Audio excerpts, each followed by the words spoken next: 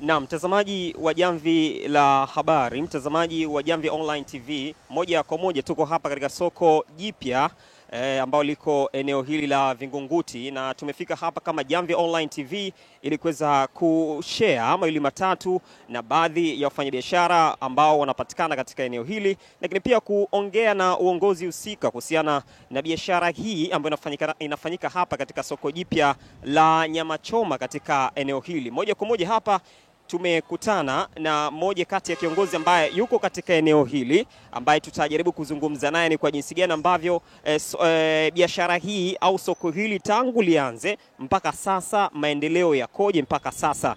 Na moja kwa moja tunakutana naye hapa na ataanza kujitambulisha majina yake, lakini pia cheo chake ni nini hasa, na tutaendelea.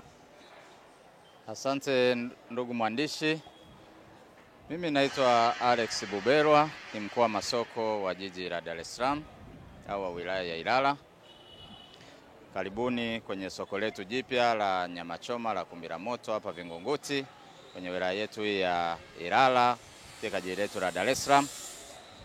Soko letu limefunguliwa hivi sasa, tuna wiki mbili. Tunazo wiki mbili tangu tumelifungua rasmi, na alikuja kulizindua Mheshimiwa Waziri wa TAMISEMI, ndugu yetu, kaka yetu Mheshimiwa Mchengerwa, Waziri wa TAMISEMI, ndiye aliyefungua soko hili. Na tangu tumefungua soko hili mwitikio ni mkubwa sana. Hili soko kimsingi limekuja kubadilisha mazingira na maisha ya watu wa Vingunguti kwa ujumla. Kwa hiyo mwitikio ni mkubwa, wafanyabiashara wanafanya biashara si kawaida. Sababu hili soko linakesha ni 24 hours. Kwa hiyo unavyowaona sasa hivi ndio maisha ya kila siku, kwamba muda wote wapo asubuhi mpaka jioni. Lakini zaidi usiku ndo wanakuwa wengi zaidi, kwa sababu wengi pia wanategemea wale wanaochinja mle machinjioni. Wakianza kuchinja sasa zile nyama ndo wanaanza kuchoma kwa wingi zaidi. Lakini pia kingine ambacho tumeongezea, hivi sasa tumeanza sasa kuwa na matamasha ya kila mwisho wa wiki, kila mwisho wa mwezi. Kwa maana kila mwisho wa mwezi hapa takuja bendi, takuja burudani ili kuendelea kuwavutia zaidi, lakini lengo pia ni kuwasaidia wafanyabiashara wetu waweze hasa kufanya biashara na kuona fahari ya kuwa na hili soko letu hapa jipya. Hapa wateja wanaokuja hapa ni watu wa aina zote. Kama tulivyoona hapa, nadhani nimekutana na watu tofauti. Mwanzo ilifikiriwa kwamba hili soko litakuwa ni maalum kwa ajili ya labda hawa wafanyabiashara ambao walikuwa wanazunguka eneo hili la Vingunguti. Lakini sasa hivi hili soko linaleta watu kutoka Mbezi, kutoka Tegeta, kutoka Kisarawe, kutoka Pwani. Yaani ni watu tofauti wanaingia na kutoka, kama tunavyoona magari yanaingia, yanatoka. Hii parking yetu inakuwa busy muda wote. Kwa maana hiyo naweza nikasema hii soko tayari lishapata mwitikio mkubwa kwenye jiji letu la Dar es Salaam, lakini na maeneo ambayo ni jirani. Labda maoni ya au wateja ambao wanakuja kwenye soko leno wanazungumziaje hasa kuhusiana na uwepo wa soko hili? Maoni wanatusisitiza na kutuomba tuzidi kusimamia utaratibu na ubora wa bidhaa zinazopatikana hapa, hususani nyama. Hapa sana sana ni nyama. Kama jina linavyojieleza ni soko la nyama choma. Kwa maana hiyo tunachoboresha zaidi ni kwenye huduma ya nyama choma, kwamba mtu akitoka hapa apate nyama ambayo ni bora, lakini pia ulinzi, ili kuwepo na ulinzi madhubuti. Mtu sana kuja hapa mara gari yake imetobolewa, mara gari yake imeibiwa, mara gari yake imeibiwa kifaa fulani, mara watu wamepigana, hapana. Tukumbuke kwamba hili soko ni la halmashauri, kwa hiyo pia linaendeshwa kwa kufuata sheria na taratibu za halmashauri ambayo tayari ni serikali. Kuna baadhi ya watu ambao wanafanya biashara nje ya hapa nao wanauza nyama choma. Labda kwa hao watu ambao labda wanataka kuja kuuza biashara zao au nyama choma zao katika soko hili jipya la machoma hapa Vingunguti, labda utaratibu ukoje?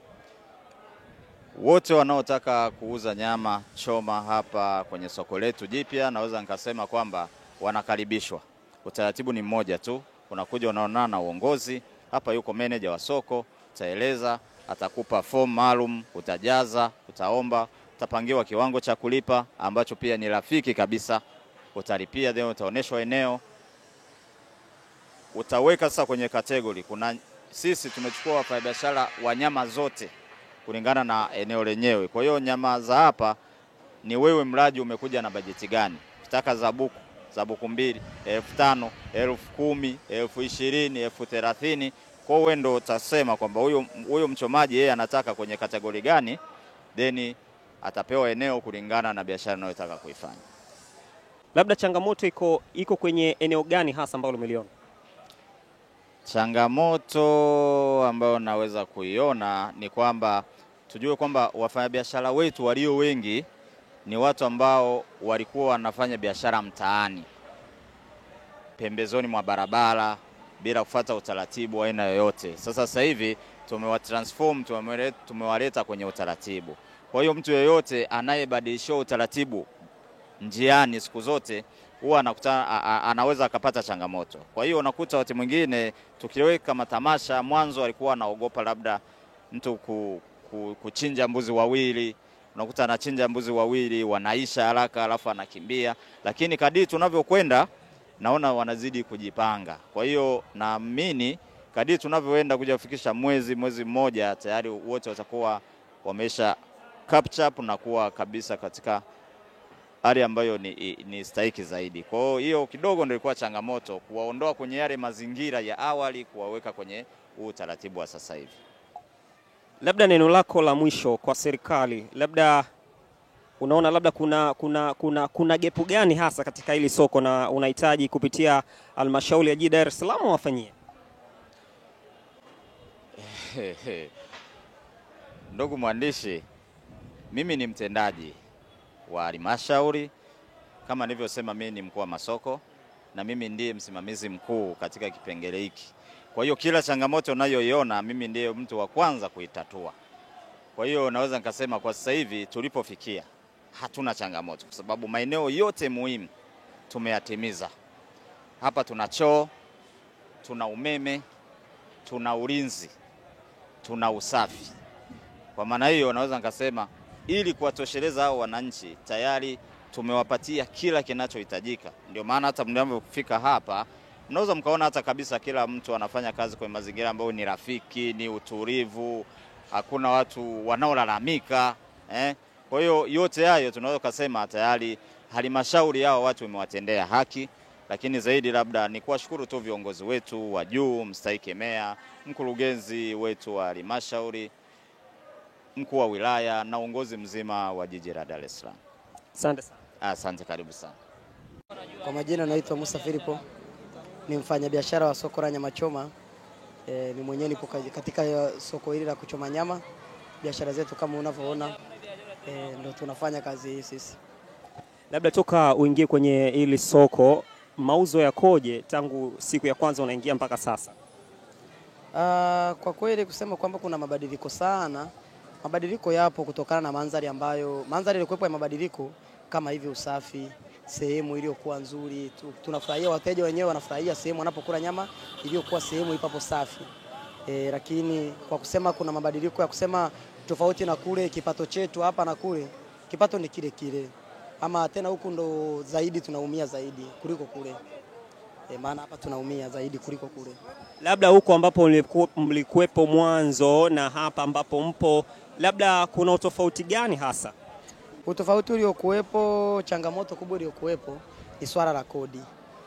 Kodi na ushuru wetu upo juu sana.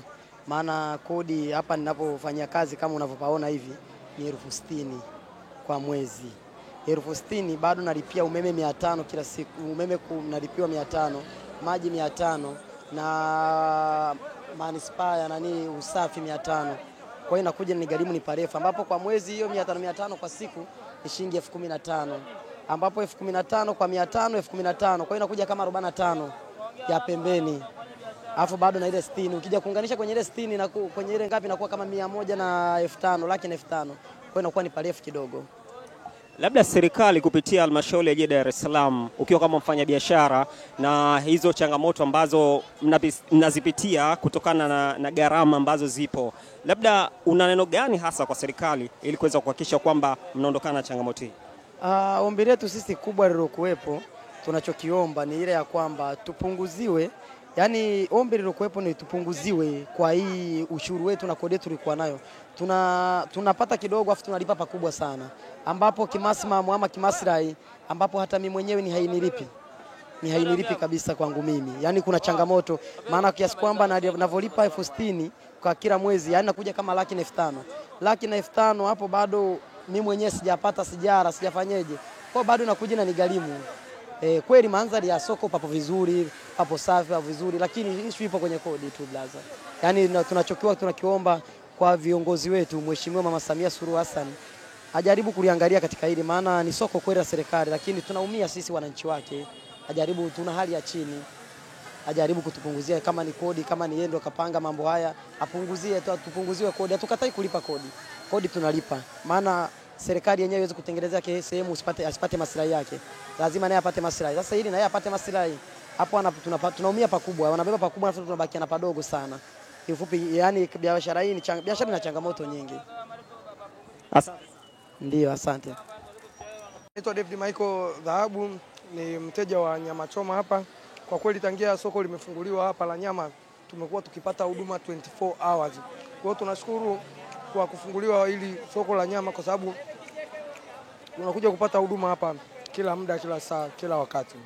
Labda kabla ya soko hili kuna soko gani ambalo labda lilikuwa linatumika hasa? Soko lilikuwa linatumika soko la pembeni, lakini lilikuwa haliko la kimataifa kama hili hapa. Lilikuwa halina ubora kama? Lilikuwa lina ubora. Labda kuna kitu chochote ambacho umekiona kimemisi kama changamoto katika eneo hili na unataka serikali labda ulifanye ili kuweza kuhakikisha kwamba ubora unaongezeka? Hapa ni halmashauri tu, mambo ya usafi kwa sababu haya ni mazingira ya chakula, kwa hiyo wajitahidi sana kwenye swala la usafi. Magari yao yanapita kuchukua uchafu ili kuondokana na adha ya tatizo la kipindupindu. Asante. Wewe ni mteja wa soko hili jipya la nyama choma hapa katika eneo hili la Vingunguti. Labda toka soko lianze mpaka sasa huduma unazionaje? Huduma kwa ujumla ni nzuri. Huduma ziko vizuri. Wahudumu wanajitahidi, upande wa nyama wanajitahidi, upande wa vinywaji wanajitahidi, upande wa chakula. Kwa kweli huduma ni nzuri. Labda kuna changamoto gani hasa ukiwa kama mteja ukija katika soko hili la nyama choma na unaliona kwamba labda kuna kitu ambacho labda halmashauri ya jiji Dar es Salaam wanatakiwa kufanya kitu ili kuweza kuhakikisha kwamba hiyo changamoto inaondoka? Kwa kweli kwa sababu niseme soko bado ni jipya, bado sijaona sana changamoto. Mpaka sasa hujaona changamoto? Bado sijaona sana, sababu naona vitu vinaenda kama vilivyopangwa. Labda neno lako la mwisho ni lipi kwa serikali ya Jamhuri ya Muungano wa Tanzania kwa kuwaletea hili soko la nyama choma katika eneo hili la Vingunguti? Kwa kweli tunawashukuru, maana wafanyabiashara walikuwa wanafanya biashara katika mazingira magumu sana. Hususan upande wa vinywaji walikuwa wanafanya katika mazingira magumu, usafi wa vyoo vilikuwa shida. Upande wa nyama choma walikuwa wanafanya pale katika mazingira magumu, machafu, lakini tunashukuru mpaka sasa wanaenjoy kwa kweli, wanafanya biashara vizuri na katika hali nzuri ya usafi. Asante sana. Asante. Dickson Mwita, ni kwa majina maarufu ni Manywele. Nina muda mrefu hapa lakini na hasivi najihusisha na issue ya babalishe kwa ujumla. Hali ya soko toka muingie katika hili soko jipya la nyama choma mpaka sasa, labda hali yake ikoje na biashara ikoje? Kiukweli tangu tumehamia hapa almost kama wiki mbili mabadiliko yapo. Kwa nini nasema yapo? Kwa sababu sasa hivi unaona tumekuja soko jipya, hali inajiridhisha, biashara zipo, wateja wanakuja. Japo sio kwa wingi sana lakini of course mabadiliko tunayaona yapo. Umesema kwamba hali kidogo inalizisha. Labda kwa soko ambalo mlikuwa mwanzo na soko hili jipya, labda kuna tofauti gani kati ya hali ya mwanzo na sasa? Yaani bro, tukizungumza hali ya zamani, mimi nimeingia hapa 2009. 2009 hapa kulikuwa kuna tope, kulikuwa kuna shimo moja kubwa sana hapa. Ilikuwa kwanza wanatupataka hapa. Baadaye tukamwaga kifusi, tukaanza issue za mabanda. Walikuwa wakija wasite, wanavunja, wanakamata watu, tunaanza mwanzo, maisha tunaanza upya. Kwa hiyo hali imeenda, lakini sisi tunamshukuru Mungu. Na ndio maana tukisema mwanzoni na sasa kuna tofauti mkubwa sana. Yaani sana. Kuangalia miaka hiyo toka 2009 mimi nikiwa hapa, nakumbuka nilikuwa na mabanda yangu hapa mawili. Tushavunjiwa sana na kukamatwa. Kwa hiyo kwa ujumla hasivi hali najiridhisha, tunashukuru Mungu. Labda neno lako lipi la mwisho kwa serikali ya Jamhuri ya Muungano wa Tanzania kupitia halmashauri ya Dar es Salaam kwa kuwaletea soko hili jipya hapa katika eneo hili la Vingunguti? Una neno gani labda la kuzungumza kuhusiana na wao? Mimi nikisema asante sidhani kama nitamaliza. Yaani niseme ni asante zaidi ya asante, kwa sababu kama nilivyokuzungumza kwamba miaka hiyo palikuweje na miaka hii pakoje. Mimi niseme tu kitu kimoja. Mama Samia na mbunge wetu Bwana Karua na tukiweka na meya wetu Kumbira Moto wamepigana sana. Yaani sana. Nakumbuka siku sisi tunaenda pale kwa meya Kumbira Moto nyumbani, tumegoma alfajiri. Tumefika tumekuta amelala. Tukamwambia na mkuu tunataka soko. Na kweli katufanyia kama hivi. Yaani hatuna cha kuwalipa, ni shote niseme tu. Lakini sana sana ni kuombea kwa Mwenyezi Mungu.